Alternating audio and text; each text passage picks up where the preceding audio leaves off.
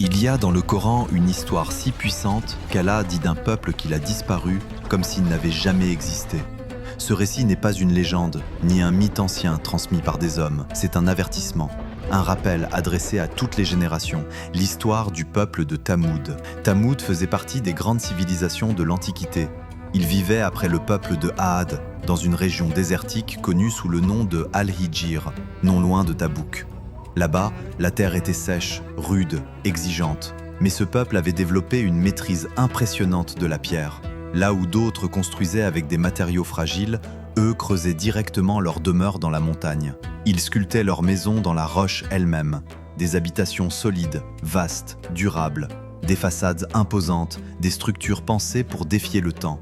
Avec le temps, cette maîtrise devint une source d'orgueil. Thamoud ne voyait plus la montagne comme une création d'Allah, mais comme un trophée de sa propre intelligence. Il se sentait en sécurité, intouchable.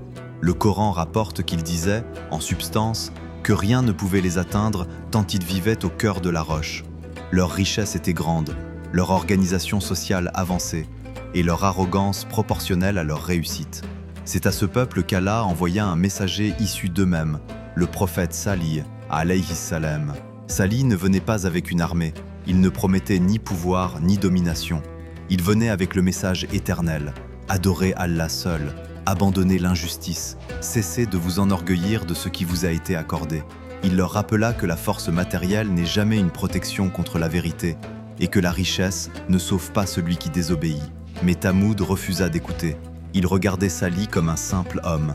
Il disait « Tu n'es qu'un humain comme nous, pourquoi te suivrions-nous » Certains allèrent plus loin, ils se moquèrent. Ils semèrent le doute parmi ceux qui étaient prêts à croire. Une minorité accepta le message, mais la majorité resta prisonnière de son orgueil. Alors ils lancèrent un défi. Ils dirent à Salih, « Si tu dis vrai, apporte-nous un signe. » Mais pas un signe ordinaire. Selon les récits rapportés par les savants, ils désignèrent une roche immense, précise, et exigèrent qu'un miracle en surgisse. Ils pensaient rendre la demande impossible. Ils pensaient ainsi humilier le messager. Mais Allah répondit à leur défi.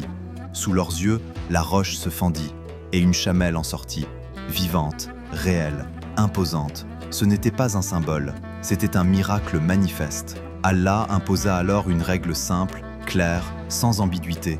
La chamelle devait boire un jour, et eux boiraient un autre jour. Et surtout, il leur fut ordonné de ne lui faire aucun mal.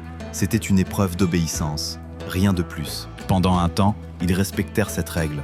Mais intérieurement, la colère grandissait. La chamelle était devenue un rappel permanent. Chaque fois qu'ils la voyaient, elle leur rappelait qu'ils n'étaient pas les maîtres absolus. Et cela les insupportait. Des murmures apparurent, puis des complots. Ils disaient « Combien de temps allons-nous tolérer cela ?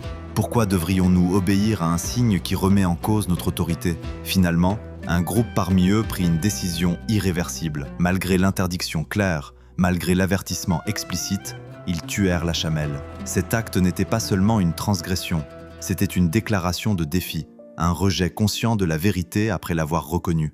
Lorsque cela arriva, Salih ne cria pas, il ne supplia pas, il leur annonça calmement ce qui allait suivre. Il leur dit qu'il disposait de 3 jours avant que le châtiment ne les atteigne, 3 jours pour réfléchir, 3 jours pour se repentir. Mais ils se moquèrent encore. Ils pensaient que ces paroles n'étaient que des menaces vides. Puis arriva la nuit, une nuit ordinaire en apparence. Le désert était silencieux, les maisons de pierre immobiles. Et soudain, le cri, As-Sayha, un son d'une puissance inimaginable. Un cri qui frappa leur cœur avant même de frapper leur corps. Les savants expliquent qu'il fut accompagné d'un tremblement violent. Ils furent saisis sur place. Aucun ne put fuir, aucun ne put se lever, aucun ne put se défendre. Le matin se leva sur une cité morte. Les maisons de pierre étaient toujours là, les montagnes toujours debout, mais Thamoud avait disparu.